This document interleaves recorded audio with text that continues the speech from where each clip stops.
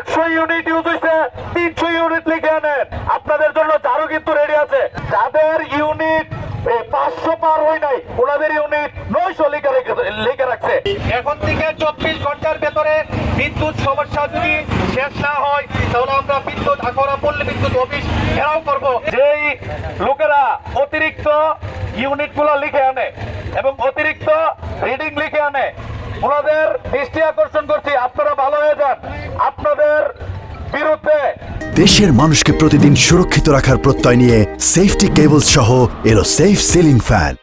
বাড়িঘরের মা বোনেরা কিন্তু খেপা, আপনারা যে 100 ইউনিট ইউজ হয়েছে 300 ইউনিট লিখে আনেন। আপনাদের জন্য ঝাড়ু কিন্তু রেডি আছে, ওইরা কিন্তু একবারে বানাই দিবে। এবং এখানে অনেকেরই আছে যাদের ইউনিট 500 পার হয় নাই ওনাদের ইউনিট 900 লিখে রাখছে। তাইলে এই চুরি বাটপারি গুলা কে করতেছে? যদি এই চুরি বাটপারির সিন্ডিকেট আমরা ধরতে পারি আমরা কিন্তু টাঙ্গাই ফেলবো একদম। চুরি বাটপারির দিন শেষ।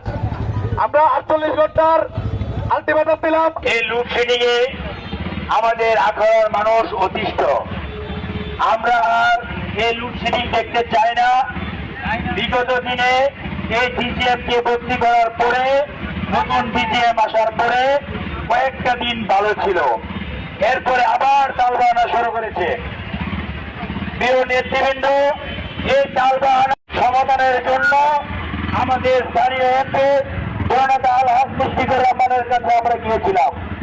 উনি আমাদেরকে আশ্বস্ত করেছে 72 ঘন্টার মধ্যে এই বিদ্যুতের সমস্যার সমাধান হবে। আমার জানা মতে 24 ঘন্টা চলে গেছে, আর 48 ঘন্টা বাকি। আমি আমার নেতা জনাব আল হক মুশফিকুর রহমানের সুরে সুর মিলিয়ে বলতে চাই, আমরা আরো 48 ঘন্টা সময় দিলাম। এটা ব্রাহ্মণবাড়িয়া, এটা আখাউড়া। আখাউড়ার মানুষ তাদের অধিকার আদায়ে সবসময় সোচ্চার।